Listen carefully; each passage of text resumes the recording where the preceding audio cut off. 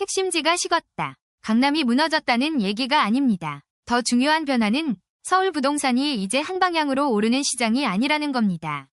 강남 3구와 용산의 토지거래 허가 신청은 전월보다 21.6% 줄었고 강남구 아파트값은 13주 만에 보합으로 돌아섰습니다. 그런데 동시에 서울 전체 신청 가격은 7월에도 전월 대비 1.41% 올랐습니다. 거래는 식는데 가격은 버티는 꽤 불편한 장세입니다. 지금 이게 왜 중요하냐면 시장의 힘이 강남 초고가에서 중저가 실수요 지역으로 이동하고 있기 때문입니다. 서울 토지거래 허가 신청은 4월 8,911건에서 7월 4,681건으로 줄었습니다. 감소율이 47.5%입니다. 보통 거래가 이렇게 줄면 가격도 같이 밀릴 것처럼 보이죠. 그런데 7월 신청 가격은 여전히 올랐습니다. 다만 상승폭은 6월 2.67%에서 7월 1.41%로 둔화됐습니다. 쉽게 말하면 사려는 사람은 줄었지만 매물이 급하게 쏟아지지는 않아서 가격이 바로 꺾이지 않는 구간입니다. 여기서 강남권은 분위기가 달라졌습니다. 세제 개편은 세금 부담이 어떻게 바뀔지 모른다는 불확실성을 만들고 대출 규제는 고가주택을 살 때 필요한 자금 조달을 어렵게 만듭니다. 그래서 강남, 서초, 송파, 용산 같은 핵심지는 매수자가 일단 멈춰서는 관망세가 강해졌습니다. 반대로 노원, 구로, 강서, 성북 같은 지역은 중저가 실수요가 이어지고 있습니다. 여기서 실수요란 실제 거주 목적의 수요를 말합니다. 투자 수요처럼 가격 상승만 보고 들어가는 게 아니라 대출 가능 금액과 직장 접근성, 전세 부담을 같이 따져서 움직이는 수요입니다. 그래서 지금 서울은 평균 가격보다 지역별 체력이 훨씬 중요합니다. 정부 정책도 이 흐름을 더 복잡하게 만들고 있습니다. 정부는 단기 규제보다 공급 확대 쪽으로 방향을 강하게 틀었습니다. 용산공원 전체, 그린벨트, 신규 공공택지, 재개발 동의율 완화, PF 보증 확대가 동시에 검토되거나 추진되고 있습니다. 여기서 PF는 프로젝트 파이낸싱, 쉽게 말해 건설 사업 자금을 사업 자체의 미래 수익을 보고 빌려주는 금융입니다. PF 보증이 늘면 착공이 밀린 사업장의 자금 부담이 줄어들 수 있습니다. 이주비 대출 개선도 정비사업 속도에는 긍정적입니다. 하지만 공급 대책은 발표와 입주 사이의 시간이 아주 깁니다. 용산공원은 특히 미군 반환, 토양오염 정화, 법 개정, 서울시와 용산구의 반대라는 장애물이 큽니다. 남양주 같은 신규 택지도 집만 짓는다고 끝이 아닙니다. 교통 인프라가 먼저 따라오지 않으면 공급 효과가 가격 안정으로 바로 연결되기 어렵습니다. 그래서 이번 공급책은 단기 가격 하락 재료라기보다 시장 심리를 누르려는 중장기 신호에 가깝습니다. 이 채널의 해석은 여기입니다. 지금 시장은 서울이 오르냐 내리냐가 아니라 대출이 가능한 가격대와 불가능한 가격대가 갈라지는 시장입니다. 강남 초고가는 세금과 대출 부담 때문에 추격 매수가 약해지고 있습니다.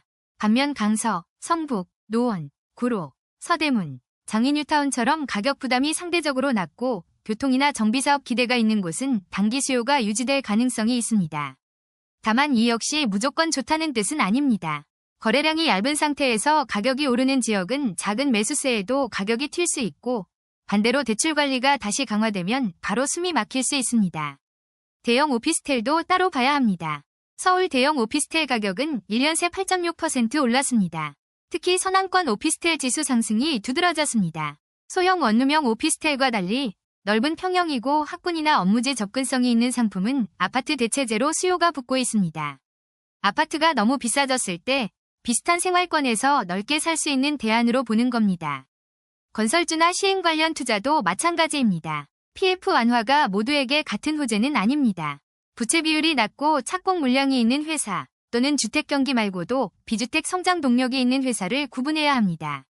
리포트에서는 서희건설처럼 낮은 부채 비율과 착공 물량을 갖춘 회사, SK 에코플랜트처럼 AI 인프라 등 비주택 성장 동력이 있는 회사를 예로 들었습니다. 리스크도 분명합니다. 첫 번째는 정책 실행 지연입니다. 용산공원, 그린벨트, 신규 택지, 재개발 규제 완화는 모두 이해관계가 큽니다. 발표는 빠를 수 있지만 실제 착공까지는 시간이 오래 걸릴 수 있습니다.